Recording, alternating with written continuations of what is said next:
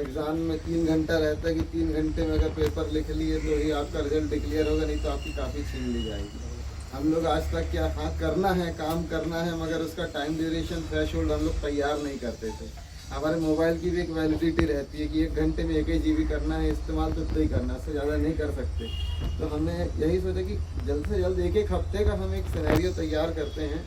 हर block में 1-1 हफ्ते में एक कार कहानी का निर्माण अगर होते जाएगा तो वहाँ से हमारा कार्य को गति मिल जाएगी। दोस्तों, जैस के बारे में आपको एक संक्षिप्त में बताना चाहता हूँ कि 2013 में दिल्ली में डॉक्टर हीरालाल अलावा जी थे, उनसे हमारी मुलाकात हुई। तब उन्होंने एक योजना तय की कि क्यों ना हम फेसबुक से जुड़े हुए तमाम भारत देश के आदिवासियों को हम सभी मिलकर उनको धरातल पर उतारने का कार्य करें, ताकि जो लोग हमारे सोशल मीडिया के माध्यम से आज जुड़ नहीं पाए हैं तो उनको भी हम आगे लेके कैसे आ सकें।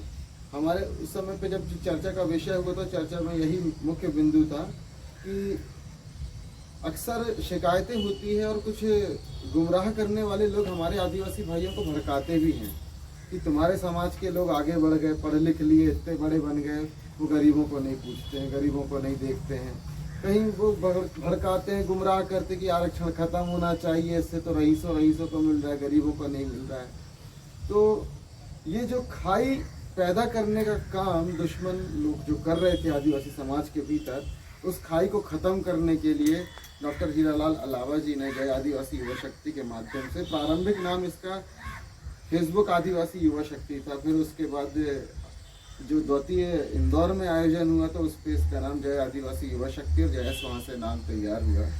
तो अलावा जी ने यह तय किया कि हम सभी लोग मिलकर, जो शिक्षित हैं, जो साक्षर हैं, इधर उधर पढ़े लिखे लोग हैं, जो लोग हमारे समाज के 2 टुकड़े कर रहे हैं।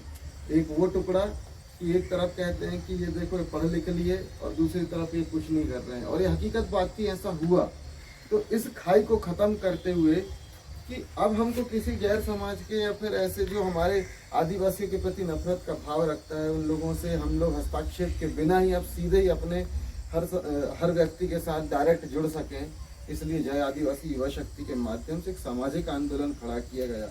और उस सामाजिक आंदोलन के खड़े करने के उपरांत जब हम लोगों ने क्षेत्र में देखा तो क्षेत्रों में अक्सर पाया गया कि हमारे जो आदिवासियों के मूल अधिकार हैं वही हम तक नहीं पहुंच पा रहे हैं।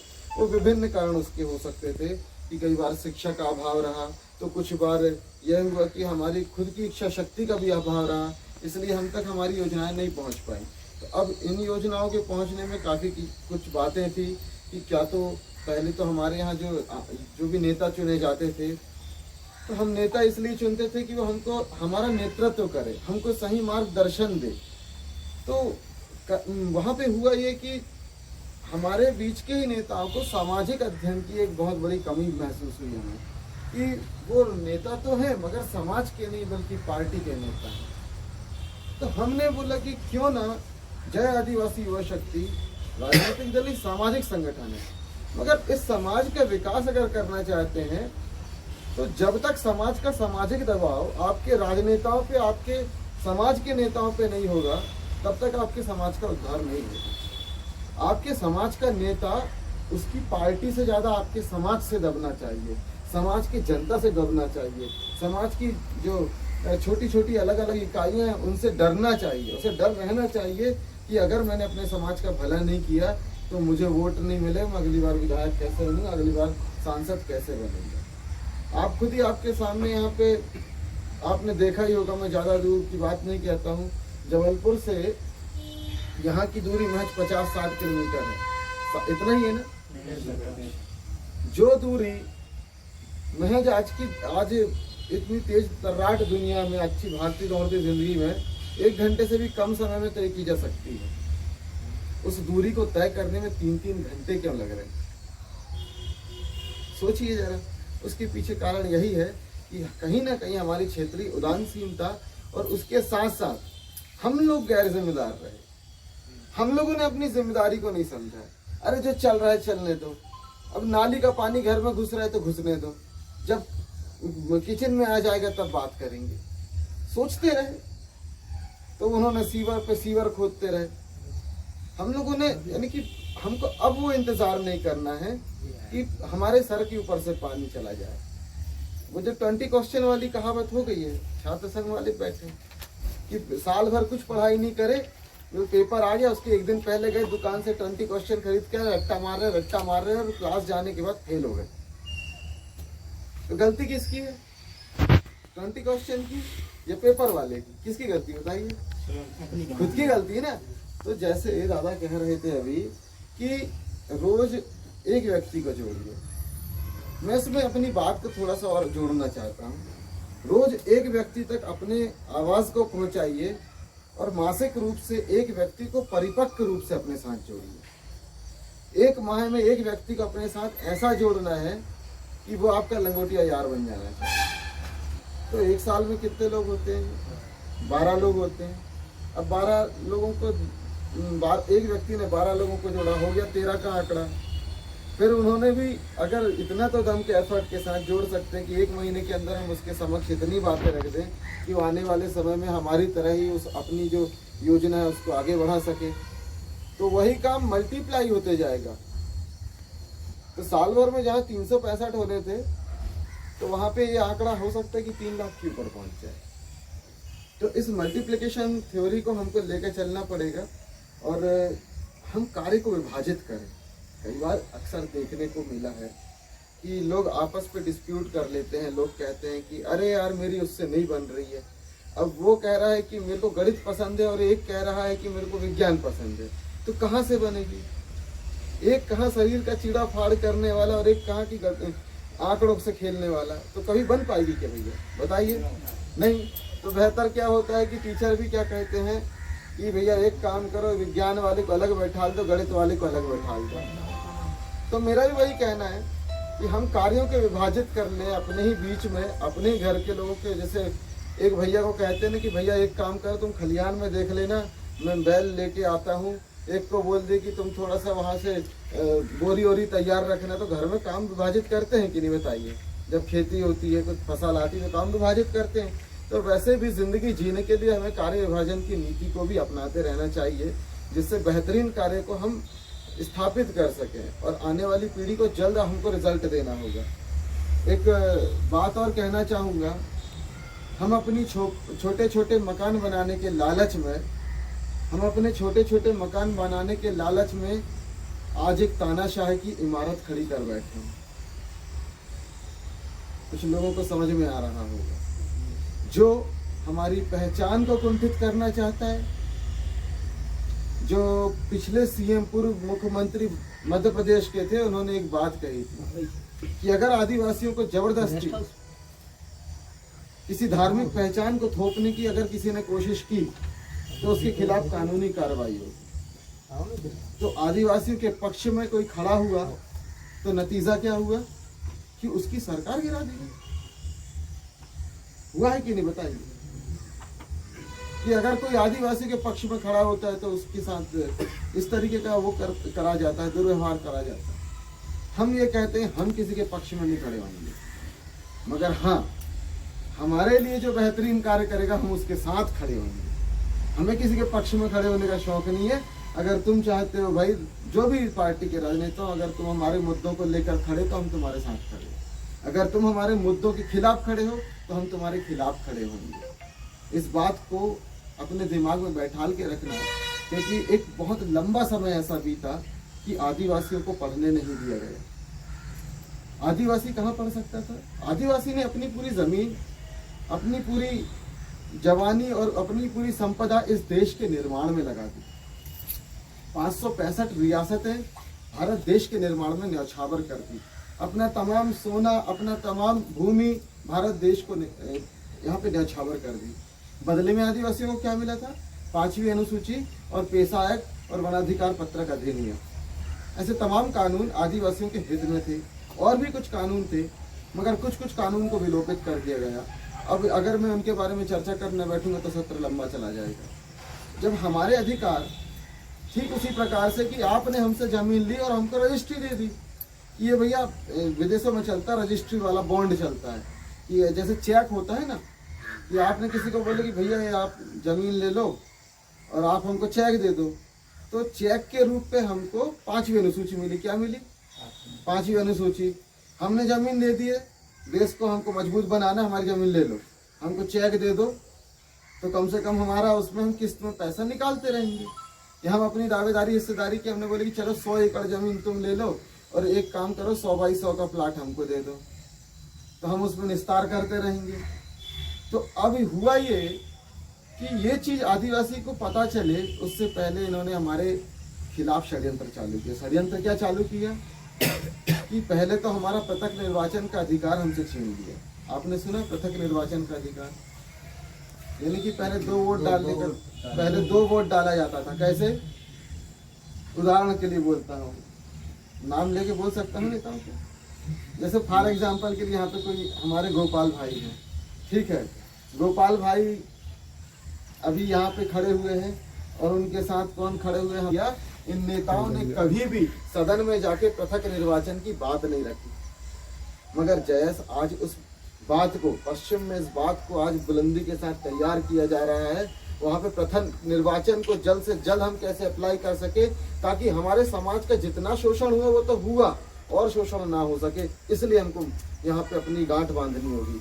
और पता है हुआ क्या हमारे साथ, कि जब हमारे पास हमारे ही नेता को चुनने का जो ताकत था वो खत्म करके, अब क्या हुआ कि हमारे नेता तो बढ़ गए, अब ये तीनों पार्टी में बढ़ गए, ठीक है। अब इन तीनों के पार्टी के बढ़ने के बाद 50% वोट है। अब 4, मैं कहता हूँ 5 लोग खड़े हो गए अपने समाज से, 50% आदिवासी वोट है, इसलिए आदिवासी सीट है। समझ में आ रहा है ना? अब 5 लोग खड़े हो गए, अब 10% वोट जनक भैया ले गए, 10% वोट मैं ले गया, 10% वोट गोपाल भैया ले गए, अब 10% वोट वो ले गया, 10% वोट जी भैया ले गए, बढ़ गए। अब आदिवासी के वोट बट गए। अब यहाँ पे जिस भी व्यक्ति के पास दलाली का सबसे अच्छा हुनर होगा, जो समाज को बेचने की ताकत रखता होगा, उस व्यक्ति को खड़ा किया जाएगा। क्या कहा जाएगा? हाँ इधर आओ, अब तुम अपने समाज को लात मारो, देखो जरा यादव के कितने वोट हैं, अब तुम देखो जहाँ यहाँ पे ये जाति के कितने वोट हैं, अब वो बोलिए ये देखो यहाँ पे कुलवी के कितने वोट हैं, यहाँ पे लोधी के कितने वोट हैं, यहाँ जैन के कितने वोट हैं। इस तरीके के शब्दों का इस्तेमाल करके हमारे समाज के नेताओं को समाज से दूर करने का कीड़ा उनके अंदर भर दिया जाता है।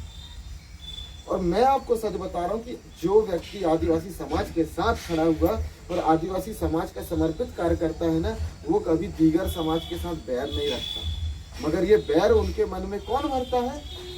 जो वहाँ से पैसा देते हैं और जब आपके वोटों को खत्म करने के बाद मेन मुद्दे से भटका के अब दीगर समाज के हिसाब से आपका वोट बैंक हो रहा है। अब देख लो, मैं तो कहता हूँ कि यहाँ से आप लोगों को चक्रवात खड़ा करना चाहिए कि साहब इतना लंबा लोकसभा क्षेत्र खींच दिए हो, इतना लंबा लोकसभा क्षेत्र में हमारे वोट की वैल्यू नहीं है। पता है कि नहीं आपको? अरे आपके वोट का तो फर्क ही नहीं पड़ता संसदीय क्षेत्र में। यहाँ पे तो जीत और हार का फैसला नरसिंहपुर से होता है जी। और नरसिंहपुर में आदिवासियों की हालात में बता रहा हूँ आपको, कहीं अगर ठाकुर के घर के सामने से निकल रहे हैं तो चप्पल उतार के सर में रख के जाना पड़ता है। और नहीं विश्वास हो रहा है तो कभी मेरे साथ धुतिया और ऐसे ही बिल्कुल दाऊ टाइप चलना, तब आपको विश्वास होगा कि वहां पे हालात क्या है गांव के इंटीरियर में। तो वो लोग तो हमारे ही है ना। आप रख के चल के दिखाइए चप्पल अपने सर पे, जो बोलेगा उसको उतार के चप्पल मारेंगे।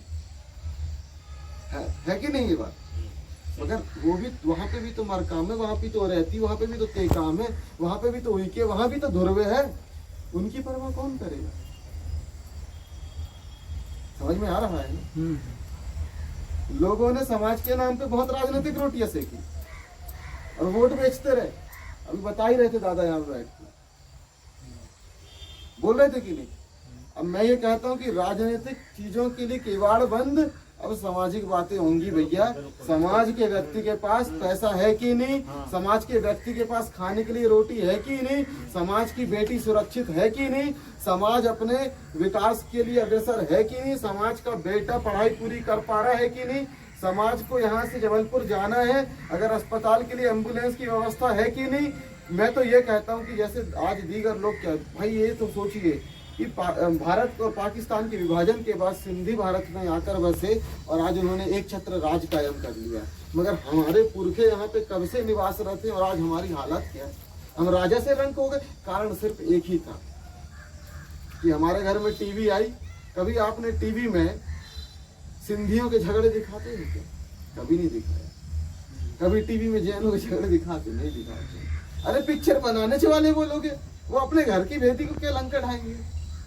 अब वहां पे मजाक सिर्फ आदिवासियों का उड़ता है, मजाक सिर्फ मूल निवासियों का उड़ता है, मजाक सिर्फ हम लोगों का उड़ता है, हमारे पुरखों का उड़ता है। तो हमें भी तो इज्जत से जीने का अवसर मिलना चाहिए। लोकतंत्र है, हमको भी बात रखने का मौका मिलना चाहिए। हम सभी धर्मों का सम्मान करते हैं, उसे आप अपने घर में रखिए। हमारे ऊपर थोपोगे तो अपमान हो सकता है, तो थोपो मत। हमने आपको बोला क्या कि हमारी जो विचारधारा है आप मानिए? कभी हमने जाके बोला कि आदिवासी मुर्गा खाता तो आप भी खाइए? हमने बोला किसी को? हमने बोला कि आदिवासी बकरा खाता तो आप भी खाइए? हमने कभी किसी को बोला? नहीं बोला। हमने कभी बोला कि आदिवासी मछली खाता तो आप भी खाइए? हमने कभी किसी को नहीं बोला। जब हम अपनी व्यवस्था, अपने परंपरा, अपनी सभ्यता किसी के ऊपर थोप नहीं रहे तो क्या मजाल होती कि कोई हमारे ऊपर अपनी व्यवस्था थोपे? तो ऐसे लोगों का विरोध करना चाहिए कि नहीं बताइए? करना चाहिए, क्योंकि हम सामाजिक रूप से बाद में हो, पहले सांस्कृतिक रूप से उन्होंने गुलामी तो छोड़ो, आत्म संशय पैदा कर दिया है। हमारा आदमी खुद के बारे में सोचने से डरता है, ये आत्म संशय हमारे समाज में पैदा कर दिया है और उससे हमको निपटना होगा। और जब एक चीज और याद रखना होगा, आपके समाज के नेताओं की सुरक्षा आप करेंगे। समझ में आ रहा है? क्योंकि यहाँ पे कई ऐसे विभीषण पनपते हैं कि देखो, अगर आपने अपने समाज के बच्चों की रोटी की व्यवस्था नहीं करी तो दुश्मन उसको रोटी खिला के कई बार तो मेरे जैसा हाल करेगा। क्या करेगा कि जब मैं आगे बढ़ने लगता हूँ, मैंने एक संगठन तैयार किया, संगठन को दुनिया तक पहुँचाया, जमाने भर में फैलाया। जब मैं आगे बढ़ने लगा तो एक परिवारवाद, राष्ट्रीय अध्यक्ष से लेके प्रदेश अध्यक्ष से लेके पूरा व्यवस्था वहाँ पे कायम हो गई। पता है क्या हुआ? पता है क्या हुआ? पता ये हुआ कि जिस मुद्दों को लेकर हम पहले मुखर थे, आज वो संगठन बिखर गया। आज कहीं वो संगठन का मैं फिलहाल नाम नहीं लूंगा, वो कहीं उस मुद्दों को नहीं रख रहा है। पृथक निर्वाचन, मैं पूछता हूँ, पता है पृथक निर्वाचन क्या होता है? पूना पैक्ट पता है क्या होता है? नहीं है। तो ये सब चीजें, हमारी शुरुआत ही इन मुद्दों से हुई थी कि हम अपने समाज का जो बिखराव है उसको कैसे रोक सके, अपने समाज को कैसे सहेज सके।